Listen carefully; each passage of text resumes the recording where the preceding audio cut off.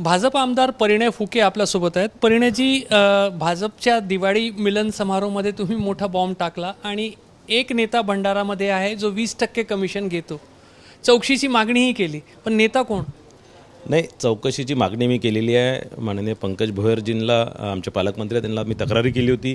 त्यांनी या संदर्भातले सगळे जे 20 कोटीचे टेंडर कोणत्याही प्रमाणाचं किंवा कोणत्याही मान्यता न घेता जे काढण्यात आले होते आणि त्या टेंडरमध्ये जिओ टॅगिंगची अट टाकण्यात आली होती. जी जिओ टॅगिंगची अट माननीय मुख्यमंत्री साहेब मुख्यमंत्री पदाची शपथ घेतल्याबरोबर 3 दिवसाचा जो GR रद्द केला होता जिओ टॅगिंगचा किंवा या प्रकारच्या अट टाकण्याचा, तर त्या GRलाही कचऱ्या टोकरीत टाकून अशा प्रकारच्या कंडिशन्स टाकून मोठ्या प्रमाणात टेंडर मॅनेज करण्याचं काम या माध्यमातून होत होतं.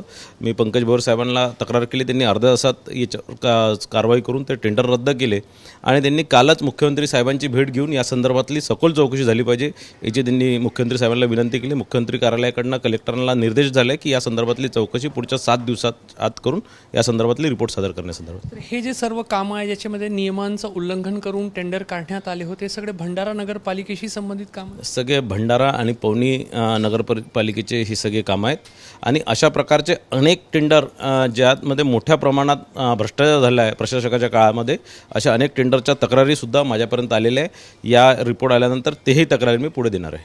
आपण आरोप केला की एक नेता आहे तो 20% कमिशन मागतो, घेतो, तर त्याच्यासाठी काही व्यवस्था केली, काही पर्यायी कंपनी त्यांनी उभारली, काय नेमकं? एका नेत्याने आपल्या काही नातेवाईकांच्या नावावर एक कंपनी उभारलेली आहे आणि त्याच कंपनीच्या याच्यावर सगळे टेंडर ते घेण्यात येतात.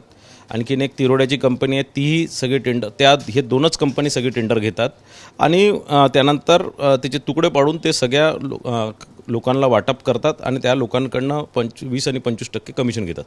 तर याच्यामध्ये अधिकाऱ्यांचंही संगनमत असेल, कारण अशा पद्धतीने नियमांचं उल्लंघन करून टेंडर काढणं आणि मग ते कामं करून घेणं तर अधिकाऱ्यांच्या मदतीशिवाय होऊ शकत नाही. 100% याच्यात अधिकाऱ्यांचंही इन्व्हॉल्वमेंट आहे. अनेक अधिकारी नगर परिषदचे, विशेष करून भंडारा नगर परिषदचे अनेक अधिकारी यामध्ये इन्व्हॉल्ड आहे. कुठल्या पक्षाचे नेते आहे, कोण नेते? बघा, असं आहे की 7 दिवसाच्या आत कलेक्टरांचा अहवाल येणार. या संदर्भात कलेक्टरचा अहवाल आल्यानंतर तुम्हाला कोण दोषी आहेत, कोणाची कंपनी आहे, काय आहेत, हे सगळं खुलासा होणार आहे. अनेक काही छोटे कॉन्ट्रॅक्टर्स आहेत, त्यांनी या संदर्भातली पोलीस कंप्लेंट करण्याच्या संदर्भातसुद्धा त्यांनी इच्छा जतवली. त्यांनी पोलीस कंप्लेंट केली तर नेत्याचं नाव पुढे येणार. ते नेते जे आहेत ते महायुतीचे, म्हणजे तुमच्यासोबतचे आहेत की विरोधी पक्षातले आहे, महाविकास आघाडीचे? 7 दिवसात तुम्हाला या सगळ्या रिपोर्ट्स आल्यानंतर आणि ते बाकीची चौकशी, बाकी कामांवरती जेव्हा चौकशी लागली त्यानंतर चौकशी अंती तुम्हाला माहीत पडणार कोणाकोणाचे नाव आहेत. तर 20% कमिशन घेतलं जातं असा गंभीर आरोप परिणय फुकेंनी केला होता. नेत्याचं नाव त्यांनी सांगितलं नाही, मात्र त्यांच्या पक्षातील श्रेष्ठींनी आरोपाचा गांभीर्य लक्षात घेऊन चौकशी लावलेली आहे आणि 7 दिवसाच्या आत अहवाल येईल. मात्र अजूनही परिणय फुके त्या नेत्याचं नाव घ्यायला तयार नाही. मात्र 7 दिवसामध्ये सर्व दूध का दूध, पाणी का पाणी होईल असा त्यांचा दावा आहे. कॅमेरामॅन अतुल हिरडेसह रजत वसिष्ठ, ABP माझा, नागपूर.